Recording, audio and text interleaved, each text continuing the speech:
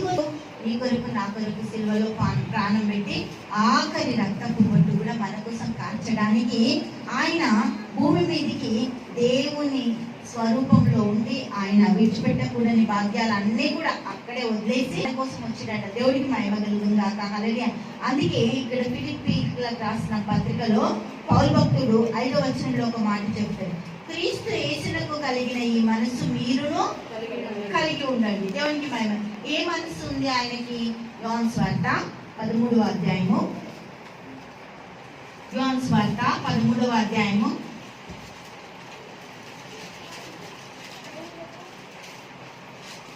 1వ వచనం చూద్దాం. కానీ ఈ లోకం నుండి 13వ అధ్యాయము యోహాను సువార్త చదవండి.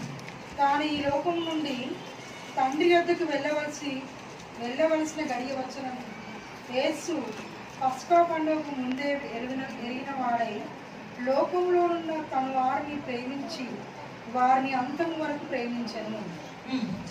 వారు భోజనము చేయుచుండగా ఆయనను అప్పగింపమని సీమోను కుమారుడు ఇస్కరియోతు యూదా హృదయములో అపవాది ఇంతకు ముందు ఆలోచన పుట్టించి ఉండెను గనుక తండ్రి తన చేతికి సమస్తమును అప్పగించననియు తాను దేవుని యొద్ద నుండి బయలుదేరి వచ్చననియు దేవుని యొద్దకు వెళ్ళవలసి ఉన్నదనియు యేసు ఎరిగి భోజన పంక్తిలో నుండి లేచి తన పైన వస్త్రమును అవతల పెట్టివేసి ఒక తువాలు తీసుకొని నడుములకు కట్టుకొనెను.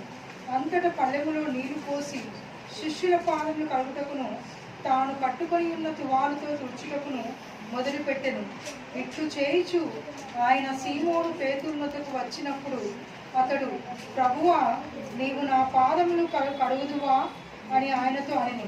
అందుకు యేసు, నేను చేయుచున్నది ఇప్పుడు నీకు తెలియదు గాని ఇక మీదట తెలుసుకుందుమని అతనితో చెప్పగా, పేతురు, నీవెన్నడను నా పాదములు కడుగరాదని ఆయనతో అనెను.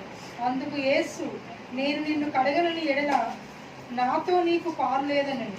సీమోను పేతురు, ప్రభువా, నా పాదములు మాత్రమే గాక నా చేతులు నా తల కూడా కడుగుమని ఆయనతో చెప్పాను.